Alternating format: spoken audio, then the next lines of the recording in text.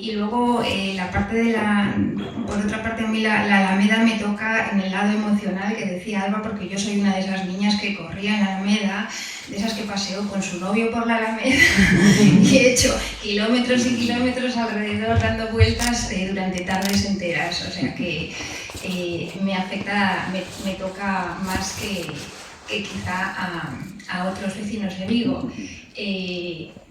Para mí, mi habitación daba a la Alameda, entonces para mí era normal mirar por la ventana y ver árboles, ver las camelias en flor durante el invierno. Para mí era lo normal bajar a la calle y estar en un parque como la Alameda, en un jardín, o sea, como el jardín de mi casa.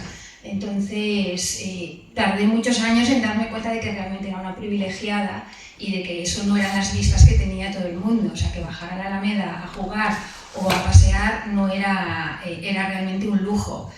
Y es que, bueno, se ha hablado aquí de la historia de la Alameda. O sea, no es solo la parte histórica que comentaba Antón, es que parques como la Alameda, en el medio de una ciudad como Vigo, que además ha crecido de manera tan rápida y de una manera tan precipitada como tan desordenada, pues es todavía más lujo.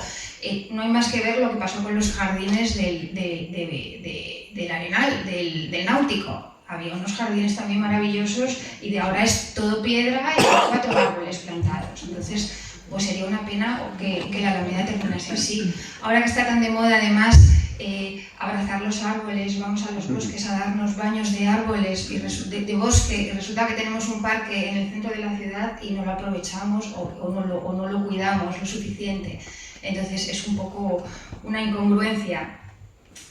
Bueno, lo que quiero decir es que tenemos que conservar lo que tenemos. Y la asociación de... no me acuerdo quién fue, alguien nos pide, la asociación de vecinos, no, las amigas de las árboles, nos pidieron a la estación fitopatalógica Areiro un informe del estado sanitario de los árboles al principio de este año. Y en ese informe se recogen muchas de las cosas que ha comentado Antonio. Vamos a ver, es verdad que el cuidado o el mantenimiento de un parque urbano puede ser complicado por la contaminación, porque los suelos suelen ser más pobres, porque a veces pues no se pueden podar bien o no se pueden podar incluso por donde están situados. A veces los vecinos protestan porque si los podas, porque los podas. Si no los podas, porque me tapan la luz en la ventana y no me entra la luz en casa. Bueno, es bastante complicada la gestión en los parques urbanos, pero eso no implica que haya que mantener los árboles que ya están vivos, sobre todo esos árboles que tienen más de 100 años y que al final son monumentos vivos y son un patrimonio botánico que es nuestra responsabilidad mantenerla. Porque no solo es patrimonio lo que es arquitectónico o historia, los árboles también son patrimonio, también forman parte de nuestra vida. Y ahora además eso se valora mucho, se habla mucho de la fijación del CO2, de que los árboles son necesarios porque purifican el aire, ayudan incluso a bajar la temperatura, a regular la temperatura en las ciudades. Entonces tienen un valor también como compañeros de vida en las ciudades y bueno, hay que reconocérsela. En el informe de arbolado que hicimos, del estudio del estado sanitario, lo que hicimos fue valorar cada uno de los árboles principales y en ese reflejamos luego las actuaciones que había que hacer para mantener los árboles que se podían mantener, porque hay algunos que ya no tienen solución y hay que cortarlos. Y en general los riesgos en todos los árboles son así, pero en estos se vio que, o sea, efectivamente los riesgos se pueden dividir en estructurales, fisiológicos o de seguridad. Los estructurales afectan a la estabilidad del árbol, los fisiológicos a la viabilidad y luego los de seguridad, pues sobre todo a la seguridad de los usuarios del parque. Dentro de los riesgos estructurales detectamos sobre todo inclinaciones en algunos de ellos, sobre todo en las casuarinas y en los nogales, en los juglans, de los que hablaba Antonio. En alguna de las casuarinas la inclinación supera los 30 grados, que es bastante marcada. ¿Qué pasa con la inclinación? Pues que puede llegar a tener riesgo de caída. Entonces, a veces hay que tomar medidas, sujetarlos o intentar anclarlos de manera que la inclinación no vaya más. Otra cosa que se detectó fueron en muchísimos árboles, en muchísimas ramas, heridas o cortes provocados por malas podas o por mala cicatrización de las podas, porque bueno, los que tengáis en casa jardín sabéis que una vez que se poda, pues hay que aplicar una pasta cicatrizante para que la cicatrice bien, porque esas heridas son entrada de muchos patógenos que luego repercuten en la salud del árbol. También, cuando cicatriza mal, a veces lo que se forman son huecos. Es como si fuese una herida mal cicatrizada, igual que te queda la marca en la piel, pues en los árboles también quedan huecos que también son vías de entrada para muchos patógenos. También se encontraron fisuras en ramas principales que comprometen la estabilidad de la rama, es decir, que esa rama puede llegar a caer si no se toman medidas. Muchas ramas secas, en la mayoría de los árboles se han encontrado ramas secas, que eso es seguramente debido a una falta de mantenimiento, porque las ramas secas en los árboles hay que sacarlas, ya no solo porque tengan riesgo de caída, sino porque es madera muerta, que cuando se rompe, pues también es vía de entrada de patógenos. Y luego encontramos también presencia de elementos ajenos a los árboles, cables, luminarias e incluso, podéis ver en la foto, un clavo en una de las raíces. Seguramente lo usaron para sujetar algo y luego no lo retiraron. Estos elementos ajenos lo que hacen es que deterioran el tejido leñoso, provocando heridas que luego pues, son vías de entrada para los patógenos. Los patógenos en los árboles son como el ser humano, o sea, provocan enfermedades, algunas graves y algunas el árbol llega a morir por esos patógenos. En cuanto a los riesgos fisiológicos, lo más llamativo fue la compactación generalizada del suelo, ya habló también Antonio de eso, provocada probablemente por el tránsito de personas, de algunos vehículos y por la instalación de casetas o de carpas, elementos pesados sobre el suelo. Eso unido a la mala calidad del suelo, al ser un suelo arenoso, pues impide la correcta ideación de las raíces. Las raíces es lo que utiliza la planta para alimentarse, para captar agua y nutrientes. Vimos el pitosporo caído con una raíz.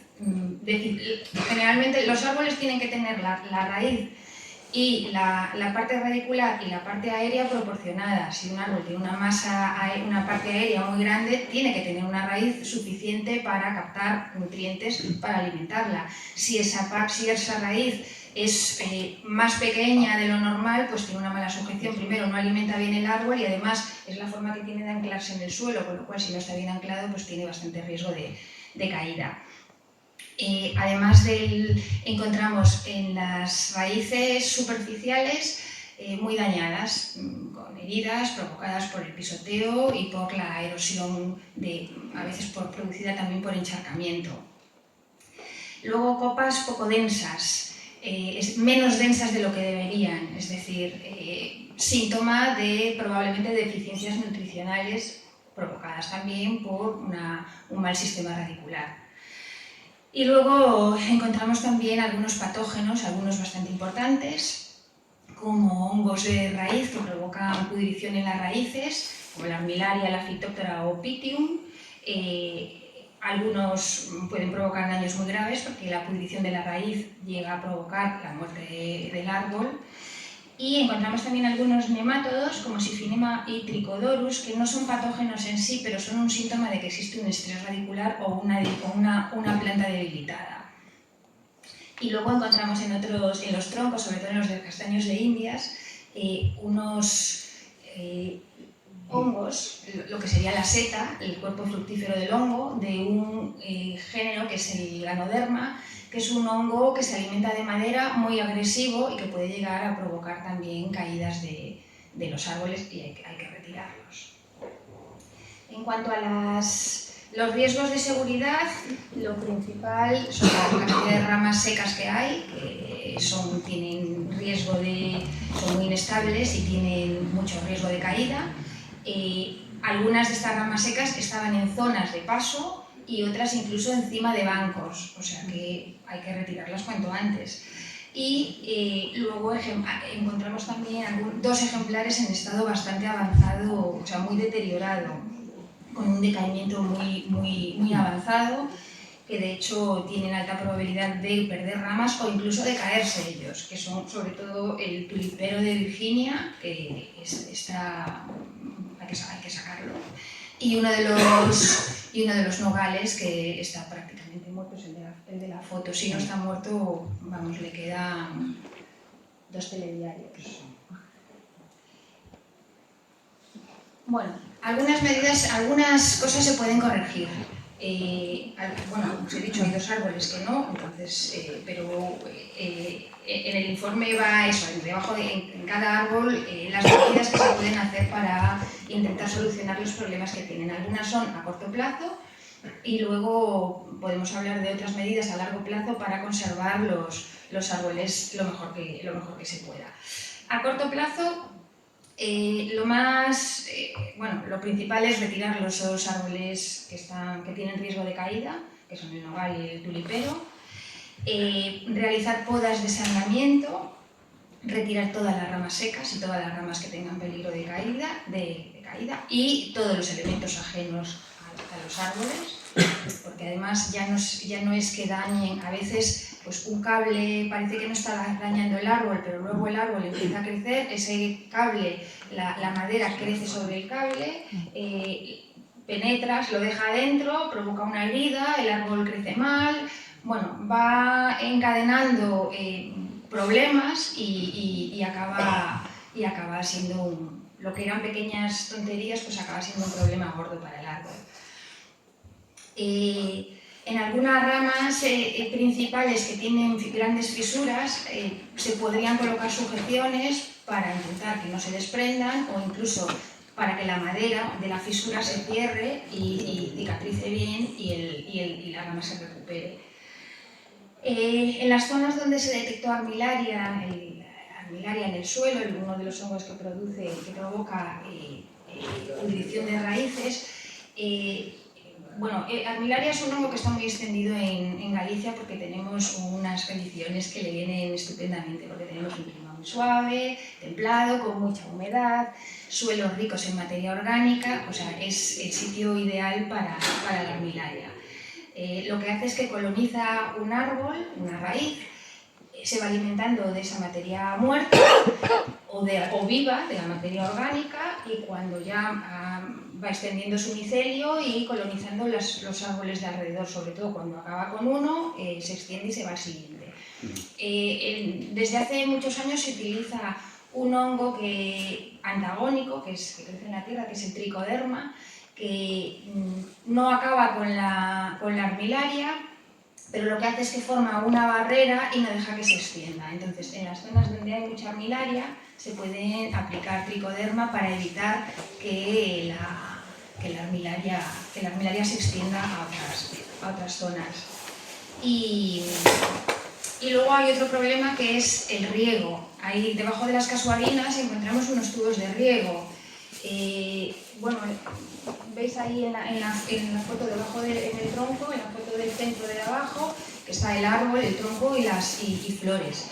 Es verdad que a todos nos gusta ver los jardines con flores, pero debajo de un árbol, de un crecimiento grande, o sea, el riego y los árboles grandes son incompatibles, igual que el césped. Cuando tenemos un jardín, o tenemos césped o tenemos árboles, porque los árboles, el sistema radicular, primero que el exceso de riego es fatal para las raíces porque produce encharcamientos y favorece el que se desarrollen hongos como la armilaria.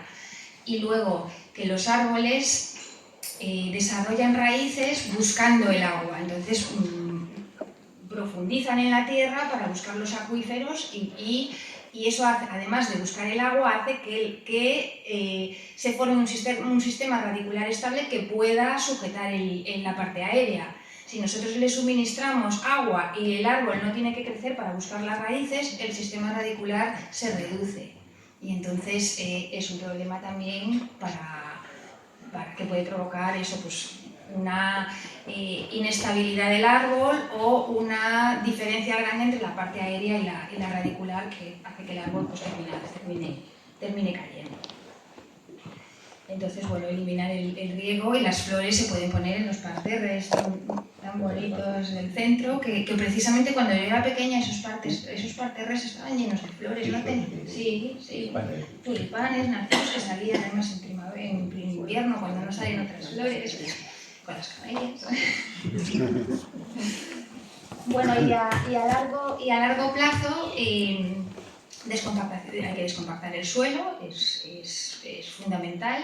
Hay unos sistemas no invasivos, que es perforar metiendo aire y bueno, para hacer que sea descompactarlo para que sea más suelto y favorezca también el drenaje. Delimitar el tránsito de las personas y de los vehículos, porque yo he visto fotos de la Alameda con coches escoba, ¿no? O limpiadores y tal, pasando por las zonas. No quiere decir que se prohíba el paso por la Alameda, porque es una zona de paso, pero a lo mejor sí, pues delimitar dónde están los árboles.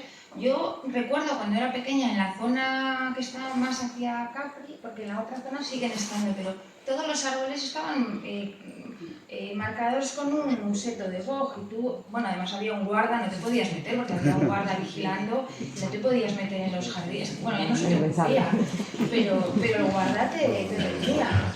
Luego avisaba a tus padres, además de que...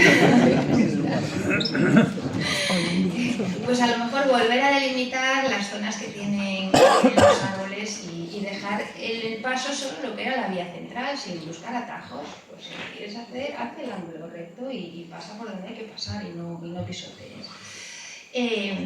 Luego es recomendable un seguimiento periódico del estado sanitario.